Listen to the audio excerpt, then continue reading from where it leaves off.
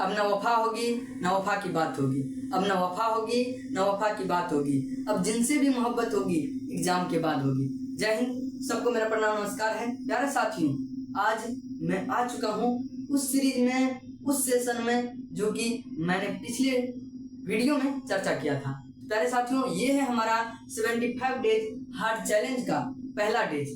ठीक है, तो आज के दिन हम करेंगे एक ऐसे महत्वपूर्ण क्वेश्चन को धुआं जो कि हमारे एग्जाम के पॉइंट ऑफ व्यू से बहुत ही महत्वपूर्ण है। उससे पहले मैं जो आज पहली बार आए हो इस वीडियो पर या इस चैनल पर, उन्हें बता दूं कि मैं चला रहा हूं अपने कक्षा 10वीं वाले भाइयों बहनों के लिए 75 डेज हार्ड चैलेंज का सीरीज।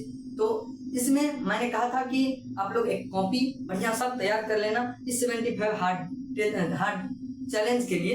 प्यारे साथियों, तो आज ये जो है ना, इतना उत्सुकता है इस चीज के लिए कि आवाज लड़खड़ा जा रहा है। कोई बात नहीं मेरे प्यारे, तो आज क्या करना है आपको, तो एक अच्छी सी कॉपी तैयार कर लेना है। और मैं बता दूं कि ये जो सीरीज है ये आपके एग्जाम के लिए बहुत महत्वपूर्ण होने वाला है। प्यारे साथियों, मैं बता दूं कि आपके एग्जाम टाइम में जो आप अलग अलग प्रकार के मॉडल पेपर सॉल्व करते रहते हैं, प्रैक्टिस ये वो डिस्टार्ट करते रहते हैं, फलाना सर का महामैराथन वो क्या कहते हैं क्रैश कोर्स, कोई क्रैश कोर्स नहीं करना है।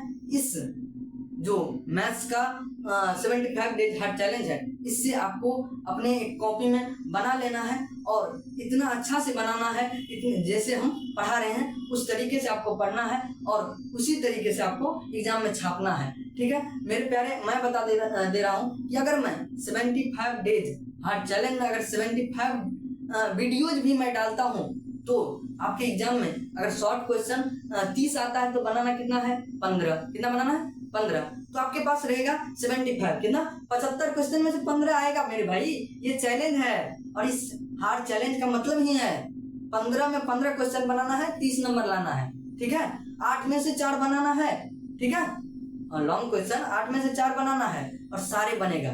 ठीक है, हाँ, और इसी हार्ड चैलेंज से बनेगा। तो आपको किसी और जगह भटकना नहीं है, आप जहाँ क्लास कर रहे हैं वहां करते रहिए। ठीक है, और आइए हम धुआं करते हैं इस हार्ड चैलेंज के पहले डेज में एक महत्वपूर्ण क्वेश्चन को, जो कि आप सभी जिससे बहुत ही अच्छे तरीके से मैं ये उम्मीद कर रहा हूँ कि वाकिफ होंगे। ठीक है, वैसे मैं बता दूं ये क्वेश्चन है रियल नंबर के पहले चैप्टर का यूक्लिड विभाजन प्रमेय से लिया गया है। ठीक है, तो इस वीडियो में मैं चमका कंसेप्ट भी बताने वाला हूँ, इसलिए वीडियो पर जरूर रुकना और वो भाई वो बहना जो कक्षा 10वीं में है उनके पास जरूर भेजना। अपने दोस्तों को ये जरूर कहना कि भाई पढ़ा रहा है, ऐसे सर पढ़ा रहे हैं, जरूर पढ़ो। ठीक है, और देखो ज्ञान बांटने से बढ़ता है, घटता नहीं है, इसीलिए किसी से गद्दारी नहीं करना है, सबके पास शेयर करना है। ठीक है, आइए तो आज के इस हार्ड चैलेंज में जो हमारा क्वेश्चन है वो दिया हुआ है कि यूक्लिड विभाजन एल्गोरिथम का प्रयोग करके किसका, तो 867 और 255 का क्या करें, तो महत्तम समापवर्तक ज्ञात करें, यानी HCF ज्ञात करें, यानी महासौ ज्ञात करें। आपको कुछ भी कह सकता है। और ये जो दिया गया है यूक्लिड विभाजन एल्गोरिथम, यहाँ पर एल्गोरिथम की जगह पर प्रमेय भी हो सकता है, प्रेमिका भी हो सकता है, प्रमेयिका होता है मेरे भाई, प्रेमिका वो वाला नहीं। ठीक है, ये प्रेमिका दूसरा है। ठीक है, ये मैथ्स का है। ठीक है, तो आइए इस प्रेमिका से इस क्वेश्चन को हल करते हैं। ठीक है, तो हम पहले लिखते हैं अपना भाई साहब सॉल्यूशन। ठीक है, हल जिसको कहते हैं, तो आपको लिख लेना है हल। ठीक है, बहुत ही अच्छे तरीके से, ताकि एग्जामिनर कितना भी सोचे, कितना भी पत्नी से झगड़ा करके आए और सोचे कि मार्क काट लेंगे, नहीं करने देना है। इतना अच्छा से लिखना है और इतना स्टेप अच्छा से लिखना है, एक स्टेप को ध्यान देना है मेरे भाई। ठीक है, तो लिखा हमने हल। ठीक है, हल के बाद हम देख रहे हैं कि इसमें दिया हुआ है 867 और 255 का क्या करना है, महत्तम समापवर्तक करना है।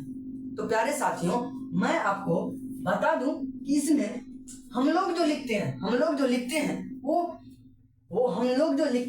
बड़ा वाला को लिखते हैं, फिर छोटा वाला को लिखते हैं। मतलब बड़ा वाला में छोटा वाला से अपन डिवाइड जैसे करते हैं वैसे ही महत्तम भी करना है। ठीक है, तो इसी में हम एक चमका कंसेप्ट आपको बता दे रहे हैं, यहाँ पर एक चमका कंसेप्ट। और भाई साहब अगर हो सके तो एक छोटा सा कॉपी चमका कंसेप्ट का भी बनाना। ठीक है, चमका कंसेप्ट में हम बता रहे हैं कि इसमें जो फॉर्मूला लगेगा वो फॉर्मूला बता रहा हूं पहले। ठीक है, उसके बाद एक चीज बताऊंगा जो कि यूज होगा इसमें। ठीक है, तो देखो चमका कंसेप्ट में पहला जो हो जाएगा यूक्लिड विभाजन एल्गोरिथम, जो कि क्या होता है, ए बराबर बी क्यू प्लस आर, उसको हम चमका कंसेप्ट में क्या कहते हैं, ए बच्चा क्यों रोए। ठीक है, तो हमारा जो चमका कंसेप्ट का पहला चमका कंसेप्ट है वो क्या है, ए बच्चा क्यों रोए। क्या, ए बच्चा क्यों रोए। ठीक है, तो हमारा पहला चमका कंसेप्ट क्या होगा, ए बच्चा क्यों रोए। ठीक है बच्चों, ठीक है। उसके बाद क्या करना है भाई मेरे, उसके बाद एक और लिखना है। क्या लिखना है कि भैया जहां पर क्या होता है, जहां पर ये बी जो होता है, ये बी वाला भाई साहब, ये बी क्या होता है, बी बड़ा होता है किससे, इस आर से, इस आर से, इस आर से क्या होता है, बी बड़ा होता है। और ये आर जो होता है ये बड़ा और बराबर होता है जीरो का। क्या होता है, बड़ा और बराबर होता है जीरो का। ठीक है, इस चीज को ध्यान में देना है। ठीक है, ध्यान में लेना है। तो हमने कहा, और एक चीज और, हमेशा कि जहां पर आप ये सॉल्व कर रहे हैं वहां पर जो मैंने कहा इसको बताऊंगा, उस चीज में एक चीज आपको देखने को मिलेगा। क्या मिलेगा कि भाई साहब बी जो है, बी हमेशा मतलब बी कहें तो पहले ए को कर लेते हैं। ठीक है, कहने का मतलब हो गया कि भाई साहब हमारा जो ए है, क्या ए जो है, ए हमेशा बड़ा होगा, ए हमेशा बड़ा होगा किससे, बी से। ए हमेशा बड़ा होगा किससे, बी से। ए हमेशा बड़ा होगा बी से। ठीक है, तो इस तरीके से ये हो गया हमारा चमका कंसेप्ट। अब चलते हैं इस क्वेश्चन पर। ठीक है, और बहुत ही अच्छे तरीके से स्टेप को फॉलो करना है। ठीक है मेरे भाई, ठीक है। तो आई होप कि आप लोग इस वीडियो को लाइक भी कर रहे होंगे। ठीक है, तो देखिए अपन आ गए हैं यहाँ पर। तो मैंने कहा कि हमेशा ए जो है बी से बड़ा होता है। ए जो है अपन क्या लिख लेते हैं, माना। क्या, माना। ठीक है, एक ये अलग सी चीज हम लिख रहे हैं जो कि माना, क्या, माना कि इस पर गौर फरमाना, एग्जामिनर को अपने बस में करना है ना, इसके लिए मैं आपको ये चीज बता रहा हूँ। माना, क्या माना, तो माना ए बराबर, क्या माना, ए बराबर क्या 867 हमेशा बड़ा होता है। ठीक है, और बी बराबर क्या, बी बराबर क्या माना, तो 255। ठीक है, 255। अब क्या करना है, अब प्रश्नानुसार करना है। क्या, प्रश्नानुसार, प्रश्न से। ठीक है, अब क्या करना है, प्रश्न से क्या करेंगे, यूक्लिड विभाजन प्रमेयिका से। ठीक है, अब क्या करेंगे, यूक्लिड विभाजन प्रमेयिका से। ठीक है, यूक्लिड विभाजन प्रमेयिका को या प्रमेय को, किसी भी, या एल्गोरिथम को। ठीक है, या एल्गोरिथम यहाँ पर दिया हुआ है, एल्गोरिथम ही लिख लो। एल्गोरिथम होता है भाई, एल्गोरिथम से। ठीक है, विधि से, यहाँ पर एल्गोरिथम विधि भी लिख सकते हो। ठीक है, एल्गोरिथम से। ठीक है मेरे भाई, तो अब क्या करना है, अच्छा एल्गोरिथम क्या होता है, तो मैंने बताया कि ए बच्चा क्यों रोए। क्या है, ए बच्चा क्यों रोए, तो क्या होता है, यूक्लिड विभाजन प्रमेय क्या होता है, तो ए बच्चा क्यों रोए। क्या, ए बच्चा क्यों रोए, ए बराबर बी क्यू प्लस आर, ए बच्चा क्यों रोए। ठीक है बच्चों, तो अब क्या करना है इस पर, तो ए हमने किसको रखा है, तो 867 को, किसको, 867 को, और बी यहाँ पर 255 है। क्या, 255। तो आपको अब महत्तम आता होगा, बचपन में जो अपन पटक के सीखा होगा। ठीक है, अब कैसे पटकते हैं वो भी आके कर लेते हैं। ठीक है, तो यहाँ पर क्या लिखते हैं अपन, बड़का वाला को बीच में लिखते हैं, 867। ठीक है, उसके बाद क्या करते हैं, तो 255 जो है, 255 इसको बगल में लिखते हैं, अब फिर खलास करते हैं इसको। ठीक है बच्चों, अब क्या करेंगे इसको, तो लगाएंगे, कितना से लगेगा, हमारे हिसाब से 3 से लगेगा, सबके हिसाब से। ठीक है, तो क्या हो जाएगा, 5 3 15, 5 3 15 1 16, और 2 3 6 1 7, इस तरीके से हो जाएगा। तो ये गया 2, ये गया 0, ये 1। ठीक है, अब क्या करना है मेरे बच्चों, मेरे भाइयों, यहाँ पर अब इसको उठा के पटकना है, इसको उठा के पटकना है। तो उठा के पटकेंगे तो क्या हो जाएगा, 255 हो जाएगा, होगा। ठीक है, अब इसमें लगाएंगे तो हमारे हिसाब से 2 दूनी 4, 1 दूनी 2 लगाएंगे। ठीक है, 2 से लगा देते हैं, तो ये मेरे भाई ये लग जाएगा आपको 2 दूनी 4, और ये 0, हाँ, और जो है 1 दूनी 2, इस तरीके से। तो ये 1 बचा, ये 5 बचा, ये चला गया। ठीक है, तो यहाँ पर अब नहीं उठेगा तो हम इधर कर लेते हैं 51, और यहाँ पर क्या 102 को पटकेंगे, 102 को। ठीक है भाई, तो अब 102 को पटकेंगे तो इस तरीके से 51 दूनी हो जाएगा 102। ठीक है, तो कट के आ गया हमारे पास 0, शेष कितना आ गया, 0। तो मेरे बच्चों अब आप लोग क्या अपने गुरुजी से सीखे होंगे, क्या एक अच्छी चीज सीखे होंगे कि भैया इसको जो कहते हैं इसको भाज्य कहते हैं, भाज्य को ए से दर्शाते हैं, क्या ए से, और जिससे भाग दे रहे होते हैं उसको भाजक कहते हैं अर्थात बी कहते हैं, और जो निकलता है इसको भागा देने के बाद भागफल उसको क्यू कहते हैं, क्या कहते हैं क्यू, और जो शेष बचता है उसको आर कहते हैं, ठीक है। और यही चीजें सभी में करना है, ठीक है मेरे भाई। तो क्या करना है, तो यहाँ पर एक अच्छी चीज है, क्या लिखना है यहाँ पर चरण भी लिखना है, क्या लिखना है चरण फर्स्ट, चरण फर्स्ट, ठीक है, चरण फर्स्ट, चरण फर्स्ट लिखना है मेरे भाई, ठीक है। चरण फर्स्ट में ये ऐसा लिखना है। फिर देखो अब 867 में 255 से भाग दिए तो शेष कितना बचा, शेष 102 बचा, लेकिन ये क्यू जो है भागफल 3 आया, क्या गुना 3 प्लस में ये शेष 102, क्या 102। अब मेरे भाई एक चीज बताओ चमका कंसेप्ट में, ये देखो ये आर के ये जीरो, देखो जीरो आना चाहिए किसके बराबर, आर के बराबर आना चाहिए, आर के बराबर क्या आना चाहिए जीरो, आर के बराबर जीरो आना चाहिए, ठीक है मेरे भाई। अब देखो एक चीज देखो यहाँ पर, एक चीज देखो यहाँ पर कि हमें ये नहीं आ रहा है, आर क्या जीरो नहीं आ रहा है, इसका मतलब हमें लिखना है यहाँ, क्या लिखना है मेरे भाई यहाँ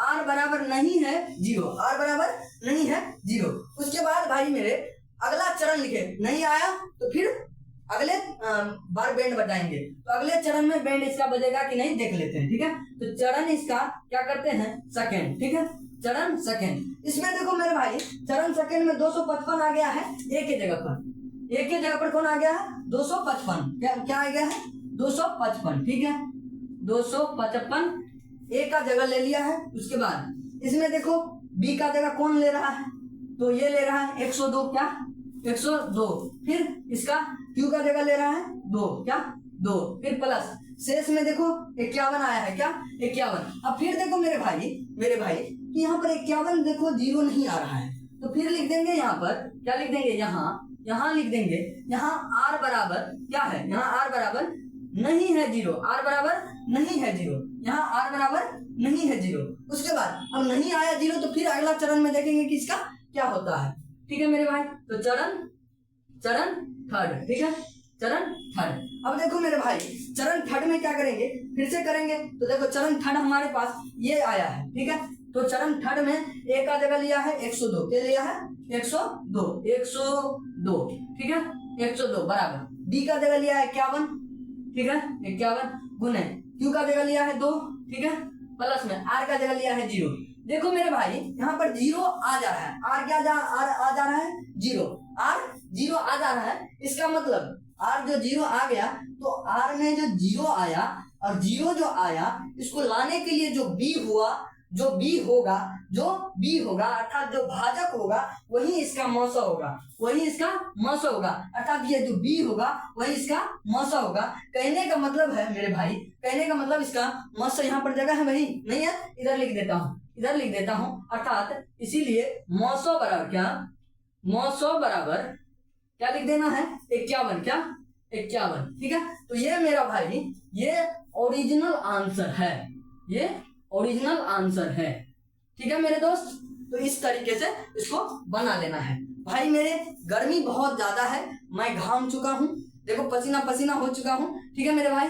आपके लिए मेहनत कर रहा हूँ, मैंने वादा किया 75 डेज हार्ट चैलेंज का और कर रहा हूँ, ठीक है आपको भी करना है, बहुत ही मेहनत और पसीने से आपके लिए बना रहा हूँ, ठीक है। तो आपको भी यूज करना, अपने भाई को शेयर कर दो और लाइक कर दो, ठीक है। उसके बाद देखो मेरे भाई आई होप कि आप ये क्वेश्चन को समझ पा रहे होंगे और समझ लिए होंगे।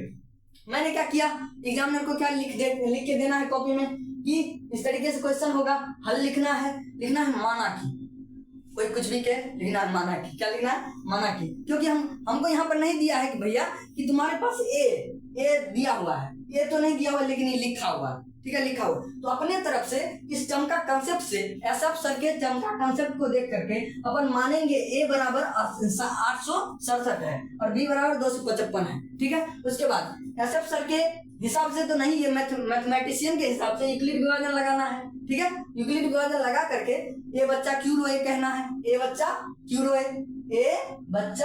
रोए, ठीक है भाई। और उसके बाद चरण लिखना है, चरण फर्स्ट में ऐसा है, वो कहते हैं ना कि अंतिम चरण में युद्ध रावण राम लड़ते हैं, ठीक है मेरे भाई। तो ऐसे ही अंतिम चरण में युद्ध जो है ये रावण राम लड़ते हैं और ये फिर 0 हो जाता है कौन, रावण। ठीक है, तो हमारा राजा कौन होता है, ये 51, 56। ठीक है, 56 नहीं होता है यार, 51। ठीक है, ठीक है, तो ये मौसम क्या आ गया हमारे पास, 51। तो इसी तरीके से आपको बनाना है। और इस जो चमका कंसेप्ट के साथ ये हार्ड चैलेंज का पहला वीडियो रहा। आई होप कि आपको बहुत अच्छा लगा होगा।